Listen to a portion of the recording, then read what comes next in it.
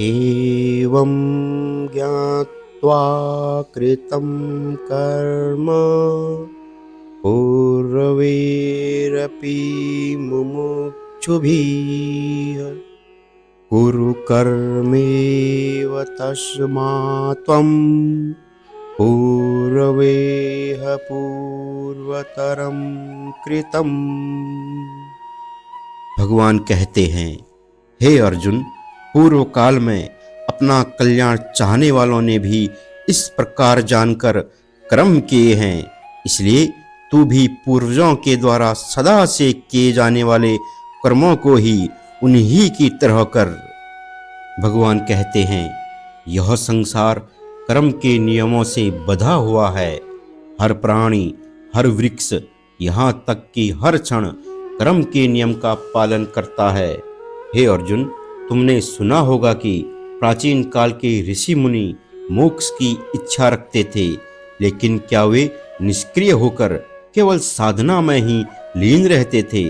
नहीं, वे भी अपने कर्तव्यों का पालन करते थे, क्योंकि उन्होंने यह सत्य जान लिया था कि कर्म के बिना मोक्ष असंभव है। प्राचीन ऋषियों ने कर्म को आधार माना। उन्होंने यह समझ लिया था कि संसार में हर व्यक्ति का एक उद्देश्य है और इस उद्देश्य को पूरा करने के लिए कर्म करना आवश्यक है। उनके अनुसार केवल कर्म योग के माध्यम से ही आत्मा की शुद्धि और मोक्ष की प्राप्ति संभव है। यह संसार प्रकृति के नियमों पर आधारित है। जैसे सूर्य प्रतिदिन उदय होता है, हवा बहती है और नदियां प्रभावित होती है, वैसे ही मनुष्य को भी अपने कर्तव्यों का पालन करना चाहिए। ऋषियों ने इस संसार को कर्म भूमि माना। उन्होंने कहा कि जब तक तुम अपने कर्तव्य का पालन नहीं करोगे, तब तक तुम्हारा जीवन निष्फल रहेगा। भगवान कहते हैं, हे अर्जुन, यह सत्य है कि मोक्ष, जिसका अर्थ है जन्म और मृत्यु के चक्र से मुक्ति, हर आत्मा का अंतिम लक्ष्य है। लेकिन केवल इच्छा करने से मोक्ष की प्राप्ति नहीं होती। कर्म वह सीढ़ी है जो तुम्हें मोक्ष के शिखर तक ले जाती है। प्राचीन ऋषि मुनियों ने अपने जीवन में कठिन तप, यज्ञ और साधना के साथ साथ समाज के प्रति अपने कर्तव्यों को भी निभाया। महर्षि वशिष्ठ और वाल्मीकि जैसे महान ऋषियों ने अपने कर्तव्यों का पालन करते हुए समाज को ज्ञान और धर्म का मार्ग दिखाया। वे तपस्वी होने के साथ साथ समाज सुधारक भी थे। उन्होंने यह सिखाया कि प्रत्येक व्यक्ति को अपने कर्म से संसार को बेहतर बनाना चाहिए। भगवान कहते हैं, हे अर्जुन, जब तुम कर्म करते हो तो उसमें फल की इच्छा मत करो। निष्काम कर्म ही वह माध्यम है जिससे आत्मा की शुद्धि और शांति मिलती है। प्राचीन ऋषि जानते थे कि कर्म का फल ईश्वर के हाथों में है। वे केवल अपना कार्य करते थे, यह सोचकर कि यही उनका धर्म है।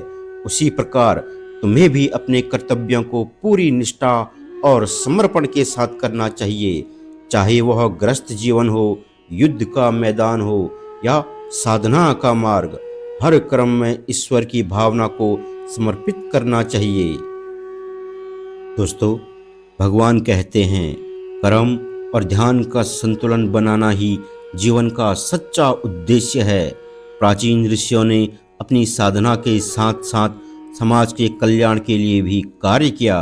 वे ध्यान में लीन रहते थे, लेकिन जब समाज को उनकी आवश्यकता होती तो वे अपनी तपस्या छोड़कर समाज की सेवा में लग जाते। महर्षि दधीची का उदाहरण लो। उन्होंने अपनी अस्थियों को देवताओं को दान कर दिया ताकि उनसे वज्र बनाए जा सके। यह उनकी सेवा और त्याग की भावना का प्रतीक है। इस प्रकार कर्म और ध्यान का संतुलन बनाकर उन्होंने मोक्ष की प्राप्ति की। भगवान अर्जुन से कहते हैं, हे अर्जुन, तुम्हारे लिए यह आवश्यक है कि तुम प्राचीन ऋषियों के पद चिन्हों पर चलो। तुम जो भी कर्म करो उसमें धर्म, सत्य और सेवा का पालन करो। यदि तुम अपने जीवन को केवल अपनी इच्छाओं और सुखों के पीछे भागने में व्यर्थ करोगे तो तुम्हें कभी शांति नहीं मिलेगी। तुम्हारा कर्तव्य यह है कि तुम अपने कर्मों को इस भावना से करो कि वे ईश्वर को अर्पित हो रहे हैं। यही कर्मयोग का मार्ग है। यही वह मार्ग है जिसने प्राचीन ऋषियों को मोक्ष तक पहुंचाया। दोस्तों, भगवान कहते हैं इस संसार में कर्म से बढ़कर कुछ नहीं है। प्राचीन ऋषि इस सत्य को जानते थे और इसलिए उन्होंने अपने जीवन को कर्म और साधना का संगम बनाया। तुम भी यदि उनके पद चिन्हों पर चलोगे तो तुम्हारा जीवन सार्थक होगा। भगवान कहते हैं यह मत सोचो कि कर्म केवल भौतिक कार्य हैं। प्रत्येक कर्म, चाहे वह बड़ा हो या छोटा, तुम्हारे मोक्ष के मार्ग का निर्माण करता है। इसलिए अपने कर्तव्य का पालन करो और निष्काम भाव से कर्म करते हुए इस संसार को अपना योगदान दो। यही तुम्हारे जीवन का सच्चा धर्म है।